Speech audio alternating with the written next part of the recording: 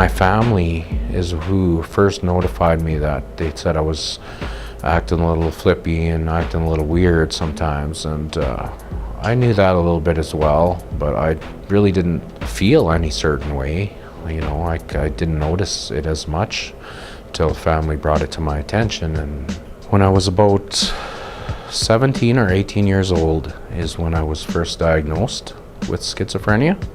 They said that I had to be on medication for the rest of my life. Different times in my life I've been on a few different kinds, and there's always side effects that go along with it. I grew up listening to the rap music and always hanging out in the Moccasin Flats area or the downtown with not so good group of friends. When I first went into jail, I was about 18 as well. 13, 14 years ago, I learned never to do the stuff that I used to do and never to want to be back in there. Walk away from there, okay? No one wants to go to jail for things. I just about joined up with Native Syndicate years back. I'm happy that I didn't join up with them, because that would have been a very bad move. I probably would have been dead or in the jail for the rest of my life.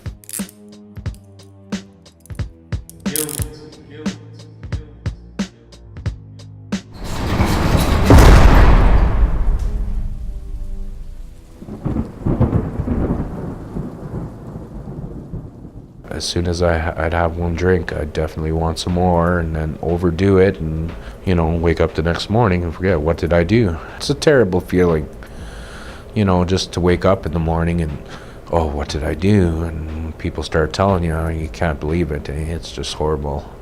It's something that I don't want to happen anymore, so I definitely got to stay away from the drinking. It's one of the biggest problems is that, the alcohol and the schizophrenia. My main thing was always smoking weed, and it helps in a lot of ways. They use it for medical uses, medical marijuana and all that. And you totally know what you're doing when you do it, not like drinking and the other hard drugs that are out there. I'm very proud of myself that I've never ever put a needle in my arm.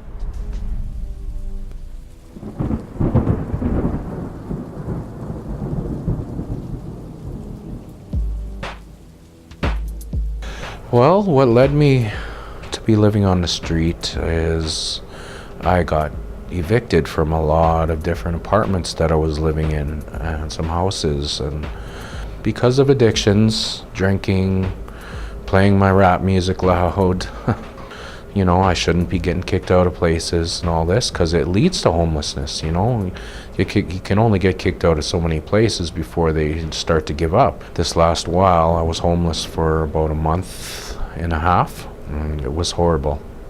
I had a house that a lady had let me stay in because I knew her for quite a few years. I used to take care of her cats all the time, and she was very open to letting me stay there and use the couch that she had set up in the veranda just for shelter, a place to stay, and not rather than sleeping outside. It's kind of a scary thing when you think about it. But I felt very dirty because the showers and baths were limited as well.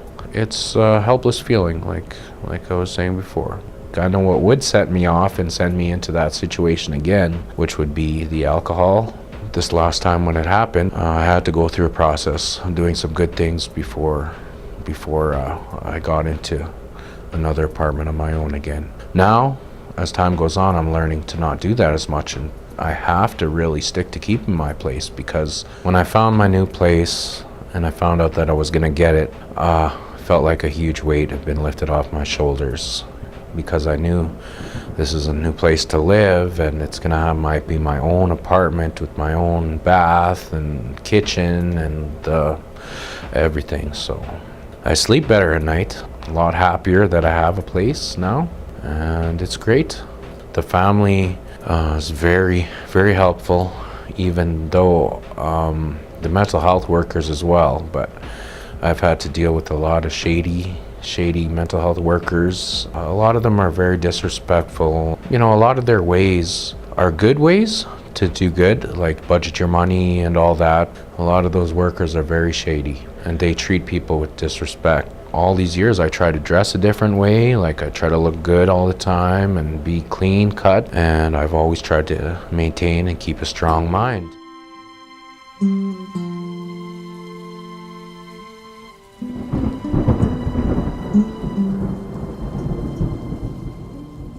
I think it's had a really deep effect on the family, especially when he was first ill.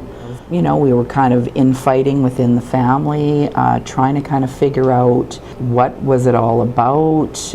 There's that stigma that goes along with it, some people not wanting to accept that he had an illness. Other times it was, I think, feeling resentful because, you know, we were trying to figure out maybe a schedule as how we could all work together to help him, and so there was a little bit of resentment, I think, on my behalf for sure, feeling like maybe I was having to pick up a lot of the load and some others weren't.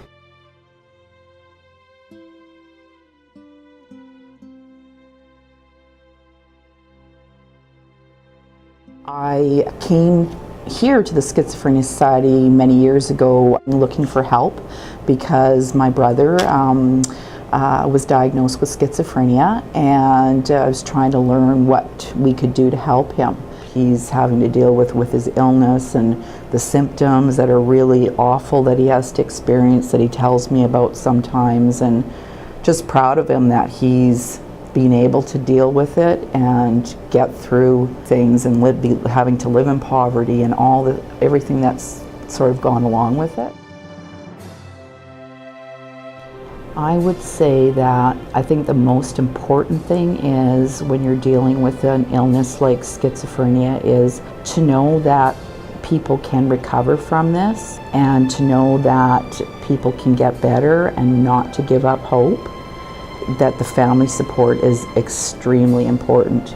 I've seen people that have no family support and that do have family support, and the people that do have the family support just make out so much better. My goals would be to go to AA meetings, to abstain from the drinking and the drugs. I really want to get out there, get a job for myself, and live like, you know, normal people do.